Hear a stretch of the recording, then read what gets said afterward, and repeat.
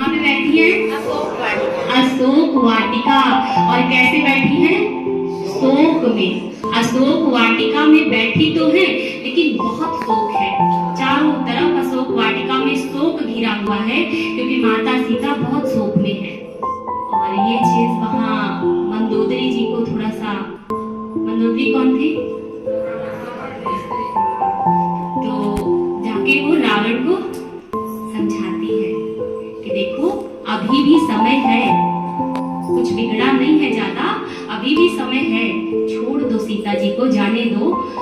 मैंने सुना है कि सेतु निर्माण का कार्य चल रहा है, गुप्तचरों ने बताया है, पत्थर पर राम लिखा जा रहा है, पत्थर तैर जा रहे हैं पानी में। बड़ी बात है भाई, पत्थर तैर जा रहे हैं पानी में, है ना। इसीलिए एक दूत आया था, एक व्यक्ति लंका को जला के गया, थोड़ा सा जल गया था ना वहाँ, अस्त व्यस्त सब कुछ तोड़ फाड़ मचा दी थी हनुमान जी ने। अभी तो सेतु का निर्माण हो रहा है, इसी तरह पता नहीं कितने लोग आएंगे और क्या होगा हमारा। अभी भी वक्त है, समझ जाइए। प्यार से, बड़े प्यार से मंदोदरी रावण को समझा रही है और कहती है कि राम नाम लिखा जा रहा है और पत्थर भी तैर जा रहे हैं। तो रावण बड़ा तेज से हंसता है ना, व्यंग वाली हंसी हंसता है और कहता है इसमें कौन सी बड़ी बात है ना, पत्थर तैर जा रहे हैं तो कौन सी बड़ी बात, मैं भी तैरा सकता हूँ पत्थर। पत्थर तैरना कोई बड़ी बात नहीं है, पत्थर मैं भी तैरा सकता हूँ। उनने कहा, मंदोदरी ने, देखे जिद मत कीजिए, मिथ्या अहंकार मत कीजिए, जो काम हम नहीं कर सकते हैं क्यों उसके लिए जिद करना। बोले समझती क्या हो, है ना, मैं लंकेश हूँ, लंकेश, हल्के में हमें मत लेना, हम बड़े वजनदार हैं, है ना, हल्के में मुझे ले रही हो। तो कहती है कि ठीक है भाई, आप भी तैरा सकते हैं पत्थर। एक तरफ ये सब इन दोनों का संवाद चल रहा है और दूसरी तरफ दूसरे तट पे क्या चल रहा है, वानर सेना, पूरी सेना नाम लिख रही है और पत्थर तैरा रही है। बड़े जोर शोर से सेतु निर्माण का कार्य चल रहा है और राम जी वहाँ पे खड़े हैं, ये सब देख रहे हैं। राम जी ने भी एक पत्थर उठाया, सोचा चलो मैं भी एक डाल देता हूँ। तो एक पत्थर उठाया और समुद्र में डाल दिया, तो क्या हुआ था, डूब गया, पत्थर डूब गया।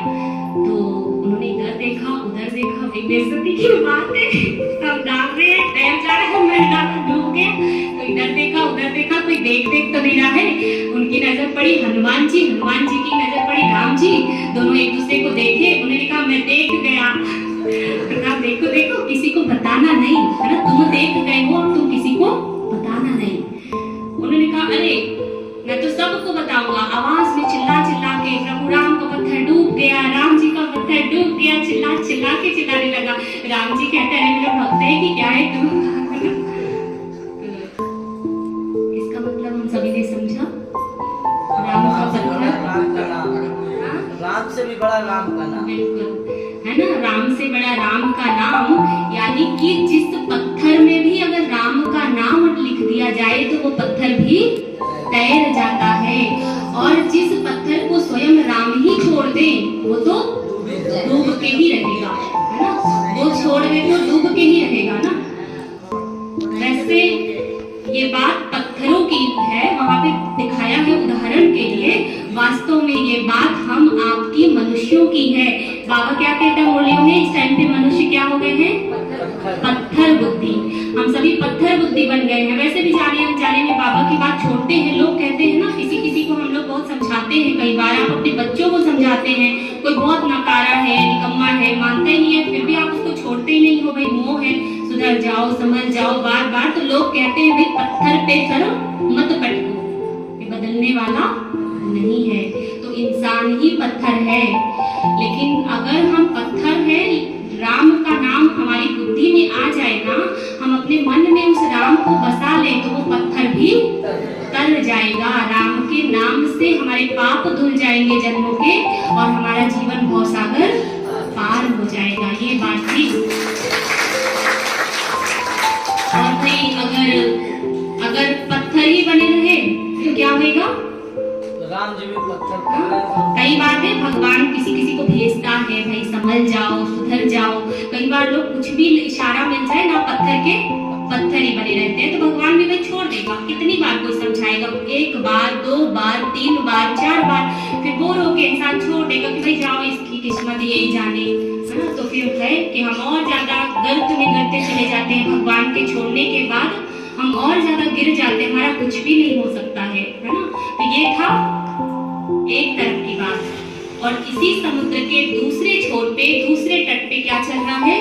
रावण और मंदोदरी। पत्थर उन्होंने उठाया, कहा मैं भी तैरा सकता हूँ। सच में तैरा सकते हैं।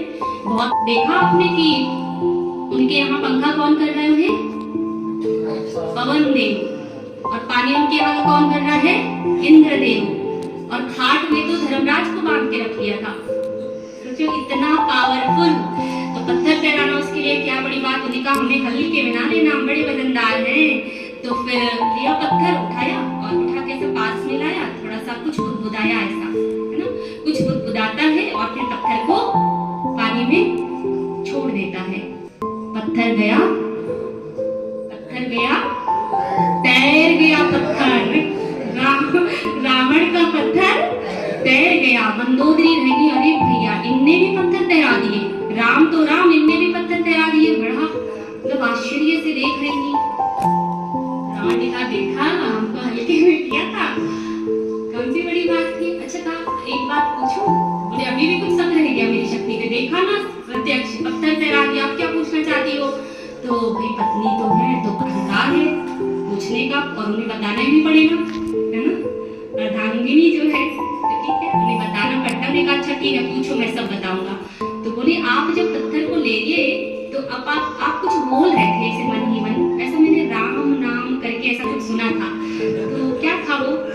उन्होंने कहा अच्छा ठीक है बता ही देता हूँ। उन्होंने कहा मैंने कहा था पत्थर को उठा के, मेरे राम की सौगंध पत्थर तुझे तैरना पड़ेगा। क्या कहा था? मेरे राम की सौगंध पत्थर तुझे तैरना पड़ेगा। तो बोला ये वनवासी राम हमेशा बोलते रहते हो राम राम, कब से मेरा राम हो गया?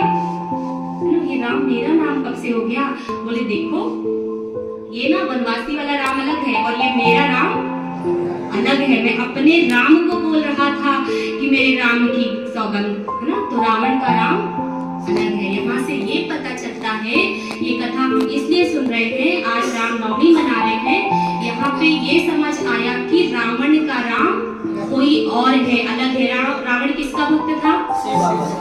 शिव का भक्त था, है ना। और यहाँ पे एक और बात है, राम किसकी पूजा किए थे? रावण पर जीत पाने के लिए समुद्र के तट पे सबसे पहले राम जी ने रेत की शिवलिंग बनाई थी, है ना।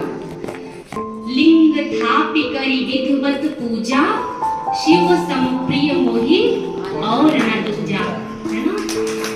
तो शिव के समान मुझे दूसरा और कोई प्यारा नहीं है। उन्होंने शिवलिंग बनाई थी, बड़े प्यार से विधिवत उनकी पूजा की थी और एक बड़ी अच्छी स्तुति गाई थी, नमामि शमीशाम निर्वाण रूपम।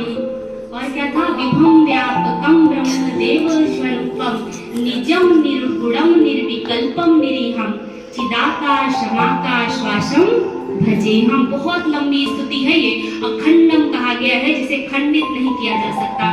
राम जी भी इतनी लंबी स्तुति गाए तो रावण कम था क्या? रावण की स्तुति सुना है, इतना कठिन संस्कृत में है स्तुति, पूरा कैलाश पर्वत कहते हैं झूम जाता था। देखो दोनों ही भक्त, है ना। राम भी, राम रामेश्वरम मंदिर वो बना है जो राम के भी ईश्वर है। राम ने भी उन्हें शिव को ही याद किया, पुकारा, और इसीलिए तो कह दिया गया है रामचरितमानस में। क्या लिखा गया है उस राम के लिए? देखो राम की ही महिमा करी गई है रामचरितमानस के अंदर।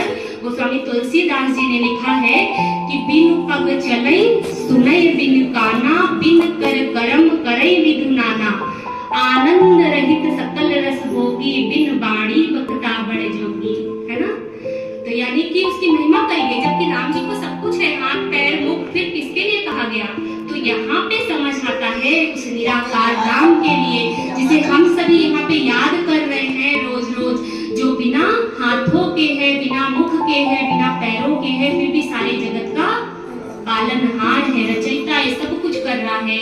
तो ऐसे राम को हम सभी को याद करना है। अगर हमें जीवन जीना है ना, जीवन जीना है तो जीवन तो हमें उन राम के जैसा जीना है, राजा राम के जैसा, है ना। 4 राम का वर्णन किया गया, एक राम दशरथ का बेटा, दूजा राम जो घट घट लेता, तीजा राम जो सकल पसारा, चौथा राम जो जगत से न्यारा। तो उस पहले राम के जैसा तो हमें जीवन जीना है ना? जो पहले राम है मर्यादित जीवन, बिल्कुल राम जैसा त्याग तपस्या, सब कुछ होते हुए भी कितना त्याग, सब कुछ छोड़ते गए, त्याग करते गए, मर्यादा में रहे, तो जीवन बहुत सुंदर चले, अच्छा चले, उसके लिए राम का जीवन देखना है और अपने को भी ऐसा बनाना है। लेकिन जीवन में हमारे पाप कट जाए, हमारा उद्धार हो जाए, हमें सद्गति मिल जाए, मुक्ति मिल जाए, उसके लिए हमें उस चौथे राम का ध्यान करना है ना? जो कि अभी आप सभी को पहचान भी मिली है, जिसको नहीं मिली है वो भी पहचान ले, है ना? क्योंकि राम का भी वही राम है और रावण का भी वही राम है। लेकिन राम जी का जीवन कैसे और रावण का जीवन कैसे? क्योंकि राम की मानते भी थे, है ना? रावण क्या था? रावण सिर्फ मानता था उन्हें, लेकिन उनकी कुछ भी मानता वानता नहीं था, मन मर्जी। क्योंकि उसको क्या था? अपना अहम था, अहंकार था, इसीलिए वो स्तुति लंबी चौड़ी, जल पूजा अर्चना और सुनना कुछ भी नहीं, करना अपने मन का। तो हमें बनना कैसा है? राम के जैसा, सिर्फ उनका गुणगान वंदन महिमा और ऐसे झंडे लगा के, कपड़े पहन के, गिरवा तिलक लगा के नहीं, बल्कि उनके जीवन में जो था, जो घटी, सच में हम ऐसा बन जाए ना तो इस दुनिया में क्या आ जाएगा? राम राज्य, है ना? जहाँ पे दैहिक दैविक भौतिक तापा, राम राज नहीं काहू व्यापा, ऐसी दुनिया आ जाएगी जहाँ सभी आपस में परस्पर प्रेम से रहेंगे, है ना? कोई ताप नहीं होगा। तो हमें खत्म करना है यहाँ हर ताप को, अहंकार को, अपनी बुराइयों को और राम के जैसा बनके उस राम को याद करना है, ताकि हमारे कई जन्मों के विकर्म विनाश हो जाए। तो उस राम को कैसे बुलाएंगे, याद करेंगे? आत्मा का बन के। सही है, राम बनके, आत्मा बनके उसे बुलाएंगे तब आएगा। राम बन को बुलाने के लिए सबरी जी ने कितना टाइम से इंतजार किया, ऐसे ही नहीं बुलाया था, क्या क्या करी थी? रास्ते में फूल बिछा दी थी कि राम आएंगे तो अंगना सजाऊंगी और दीप जला के दिवाली मैं मनाऊंगी। यानी राम आएंगे तो अंगना सजाऊंगी। अंगना सजाऊंगी मीन्स मन रूपी आंगन को सजा लेना है और आत्मा रूपी दीपक को जगा लेना है। दिवाली, उस दिवाली को कभी भी जला दो, दिवाली थोड़ी आ जाएगी। दिवाली तो तिथि तारीख निर्धारित है, तब आएगी। लेकिन यहाँ पे दीप जलाऊंगी तो दिवाली आ जाएगी। तो ये दीप की बात है। जब यहाँ हम जग जाएंगे कि मैं आत्मा हूँ, तो मतलब उस दिन कभी दिवाली आ गई। तो एक की जगने से तो नहीं आएगी ना दिवाली में, ढेर सारे दीपक, अनेक दीपक। जब हम सब यहाँ से आत्मबोध, आत्मज्ञान हो जाएगा, आत्मचिंतन करने लग जाएंगे तो दिवाली आएगी। और क्या